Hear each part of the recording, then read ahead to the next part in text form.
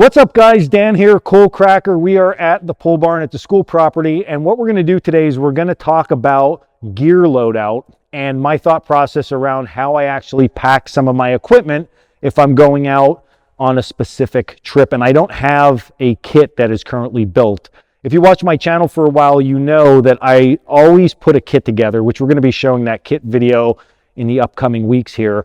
For all the different seasons, and then I pretty much stick to that equipment through the entire season in order to gain a better understanding of its downfalls and what's good about it, and then what I would like to substitute. And it gives me as an instructor like a really good overview of different equipment over the years, which is I love. And I'm a gear guy, so we get to play with different gear, but not everybody puts a kit together and just keeps that same kit the entire time. So sometimes you might have like a room with some gear, or in my case, I'm super lucky. I get to keep most of my more important gear, I would say, or my newer gear.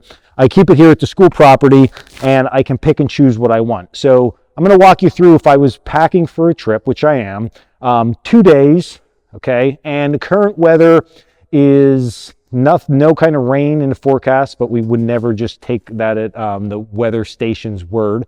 We're around 40 degrees at night, maybe high 50s during the day. So you get a little bit of time, like a little bit of overview of weather, what we're looking at here. So whenever I'm packing, the first thing I think about, no matter if it's a bushcraft trip, if it is some type of like exercise out in the woods, be it like a navigational exercise or just a bushcraft camping trip, I want to think about the survival priorities, okay? So fire, water, shelter, and food. That's what I'm going to primarily focus on. So first thing we're going to do is we're going to break those categories down. So we're going to think about fire.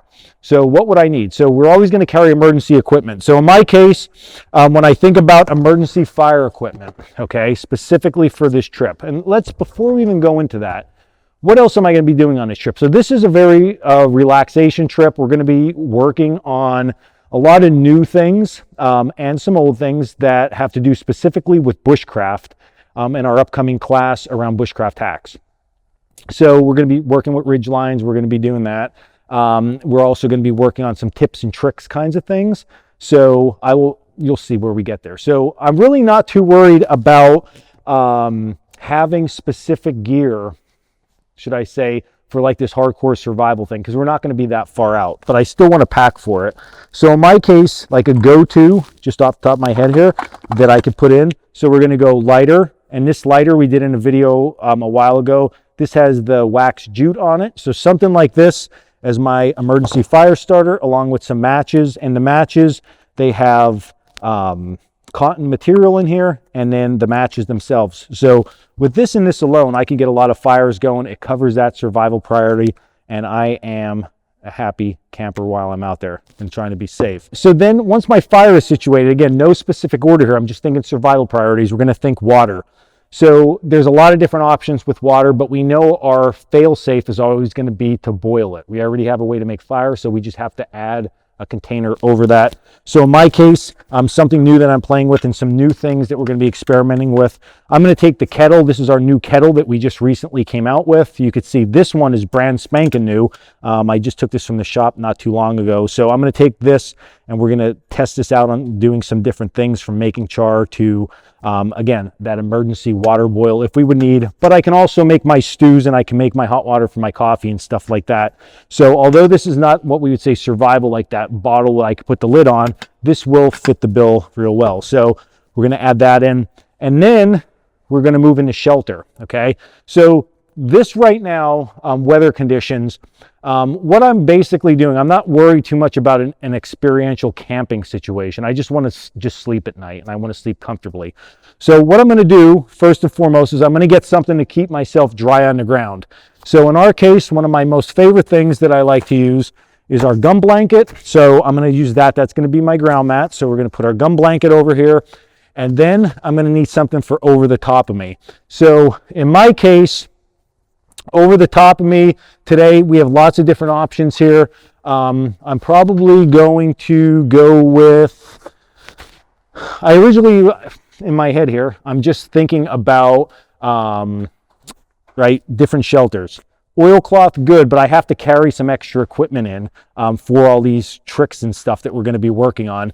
So I'm going to just go light. I'm going to go with a T60. This is going to be enough to keep me out of weather. If it's really nice out, I don't even need to put this thing up. So we're going to use this as our overall cover element. And then as far as for my cover that I'm actually going to use myself, I'm definitely going to go to sleeping bag. So I think what I'm going to do sleeping bag wise, just because it still gets cold, 40 is still pretty cold. This is the black bag from the MMS sleep system. This is gonna work great. And if it does get warmer out, I can always unzip it, but I'm gonna have enough and I know I'm gonna be comfortable. So I have my shelter component, then my ground component for my shelter, and my sleeping bag. Okay, so we got that covered. That's gonna work really well. And then food, I'm gonna backfill a lot of this with food as it gets a little bit closer and I coordinate with my son and everybody else that's gonna be going on this. So excited about that. But this, we're looking pretty good here overall. If I really want to, again, like I said, food, you throw some protein bars or something in there, you have all your survival needs covered. So once I get that built out, now I start to think more on the lines of bushcraft, okay? So we think tools, like what are the primary tools we're gonna need? So knives, we have a ton of different knives here. Fun little fact, I have my knives organized by knives that I have made. I have knives from companies, I have oddball knives, and then I have all my belt pouch and pocket type tools here. So we're gonna go with a fixed blade knife. We're gonna go with the new one that we just released. So this is the new Ember. We're gonna go with this knife. It's a little bit smaller in design than some of my other fixed blade knives. And the reasoning behind that was because when we made this knife, we really wanted something that was gonna be like a secondary type blade. That's smaller, you can handle better, and you can use all day, especially if you have a bigger knife on. So we're going to go with that as our primary knife. And then because we're going to be doing, like I said, a lot of crafts and hacks, I'm going to have to go with Old Faithful here. I got to go with my trapper's hatchet because this thing is what I'm most comfortable with. So I don't want to struggle too much with new tools. I want to just go with something that I have that I'm comfortable with, that I know is going to work really well. And then I'm going to need a saw. So as far as the saw goes, I can go with something big, right? I'm just like working through my process here. I can go with something big like this buck saw, but for our case, the things I'm going to be doing is going to be a lot more smaller, more intricate work. So I'm probably just going to go with something like a Baco. These things, they work really good and you can make nice, fine, precise cuts with that. If I have to cut bigger stuff for cook systems, I'll switch back over to my axe. Now, thinking more along the lines of tools, we're gonna break into what I would call my repair kit. The repair kit has a ton of different stuff in here, but I know there are some tools in there that I'm actually gonna be using while I'm out there. So I wanna make sure in there I have some type of awl. So this is just a twisted awl. A gimlet would work really well too, but I know that we're gonna have to punch some holes in some of the items that we're gonna be making. So a twisted awl is gonna work really well for me in there. And then I always like to carry something, again, we're building this kit out from scratch. I like to carry something to be able to sharpen all that stuff up, okay? So this is just a small sharpening stone, diamond side on one side, and then ceramic on the other. So we're gonna take that along with us. And then from there, I'm going to take just a small sewing kit. I picked this one up not too long ago from a military surplus store. Different threads and needles in there. And then I filled this out with some of our needles that we sell that I think are important, like S needles and stuff like that. That way I have that repair component if I would need it. So just thinking off the top of my head, again, making a list would really help with this as far as what exact projects you're going to be doing. But off the top of my head, this is going to get us through pretty well. Now, building off that, what I generally do is I'll just start to scan through everything else. So we covered our survival priorities and our tools. If there's any other cooking items, which I don't think off the top of my head there's too much, we're going to be doing a lot more MREs and freeze-dried meals because of something else we have coming up that we need to test that stuff out.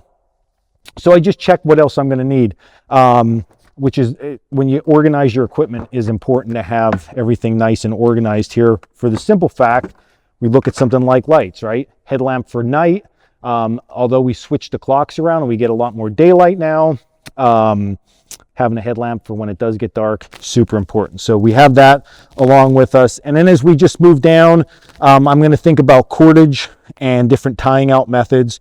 So for my purposes, I'm going to take a thinner bank line and I'm going to take a thicker bank line, and I'm going to take big rolls of it because, again, that's what I specifically need for my craft.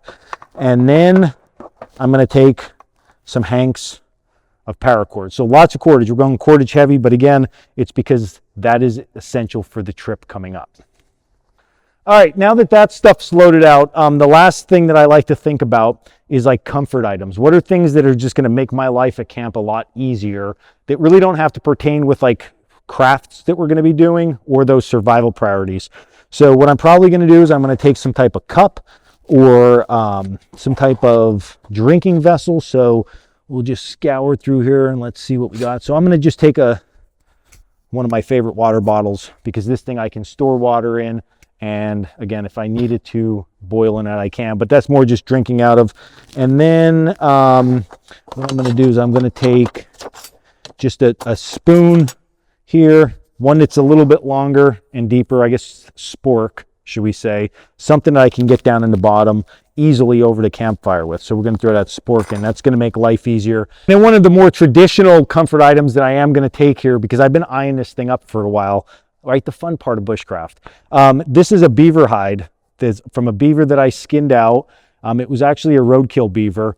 And I like to use this thing. I use it at the Bushman class a lot, but the ground's wet this time of the year. No matter what happens, it can be sunny for days. The ground's still going to just be wet. So this is a great thing to throw down, sit on top of, kneel on, and it'll just make my life that much better while I'm out there. So now that I have all that stuff together, it's time to actually like put it in a pack. I think that this is a really nice method to do of laying your stuff out, then fitting your pack to it. Even if you're buying a new backpack, sometimes just laying your stuff out, cramming it together and giving it a quick measurement, it's going to give you a good idea what size backpack you need rather than buying this huge backpack and then, as you know, probably overfilling it. So looking at this, I got to pick a backpack. So I think for what I'm going to be doing, what's going to fit best is I'm going to go with a cabin pack. That's one that we make here. It's just a big bucket style pack, but I'm going to go with one on a pack frame. As you know, and you recently saw, I did the video on the Marine Corps Philby pack. I'm still messing with that pack frame. So I'm a little bit obsessed with pack frames at the moment. So what we're going to do is this is a World War II radio pack frame that I retrofitted one of my cabin packs on. So I have it set up. We're going to use that. We're going to pack the gear inside there. And then one system that I really like to do is everything is going to be in there. And then I'm going to take a haversack with me because you can't go in the woods without a haversack, right? So I'm going to take my haversack. My haversack this is one thing I keep items in almost all the time. I'll just give you a quick rundown on that. I have a small roll top bag that I have. I'll just yell out some random things. We have fat wood. We have a file, we have some fire starters, we have a ferro rod. So we have a bunch of stuff in there. I have another kneel pad or a sit pad, which we're taking to beaver hide, but it's still nice to be able to work on top of. And then I also have some pliers in there. So a bunch of stuff. This always stays on the outside of me for quick access. Now, as far as going into the pack itself, different ways to pack bags. What I've found that I like the best is number one, your big fluffy items. I generally stick towards the bottom. I know some people say to put the big heavy items towards the bottom, but honestly, I don't have too much big heavy stuff here. So what I'm going to do is I'm just going to take my sleeping bag and I'm going to jam it in here. I'm trying to fold or roll a pack to fit in a bucket style pack, meaning a pack that really doesn't have too much compartments other than just a big bucket style. You can fit it a lot better by just jamming it in there. So that's what really works best with this. And then once I get this in, I'll go with some of the other bigger items, and then I'll find some pouches and stuff for the other stuff. So we're just going to take this and we're just going to jam this down on the inside. And you're going to see for how big this looks once we get it inside the pack, how it really fills out the bottom of the pack. So it fills that pack out and there's lots of room. There's at least a foot, maybe 10 inches of room left in this bag itself, which then at that point I could take something like my gum blanket And again, there's still extra room to work this down on the inside. I could work that down in. I could take the beaver fur, work that in, and then we're just backfilling a lot of our items. Now, when it comes to something like a pot, okay, one little pro hack here is to take a lot of these small loose items and just fill them in. Because if we don't do this, we're just putting all random items. So you can see how much stuff I'm actually fitting in here. It's actually pretty wild how you can fit all this stuff in here, just like that. And fork won't fit, too big. So we're gonna put all of that in the lid of this, and that could slide down inside. And then in my haversack, one thing I did notice that I have a spoon inside here is when I open this up. So I'm going to stick my secondary one, and let's just pretend we didn't have it in there. But I usually have a spoon with me all the time. Cordage, I'm going to keep in my haversack. And the reason for that is because that's something that when we're out and about, I'm going to carry with me. Knife will be on my hip. Water bottle will be in the haversack. Saw can go haversack, or in my case, because I'm going to be carrying my axe, saw can go in the backpack itself. So then I can just tie up my backpack here, finish loading out my haversack, and my loadout, other than food, which there's enough room in here for my food and my dehydrated meals and stuff, I'm going to be good to go. So that's my thought process when it comes to loading out gear. If I don't have anything together, I'm going to always pack survival priorities first, and then I'm going to look for comfort items. Let me start that over. So that's my thought process when it comes to packing out equipment. I'm always going to start with survival priorities. Then I'm going to move on to my tools and equipment needed for the tasks at hand during that specific trip.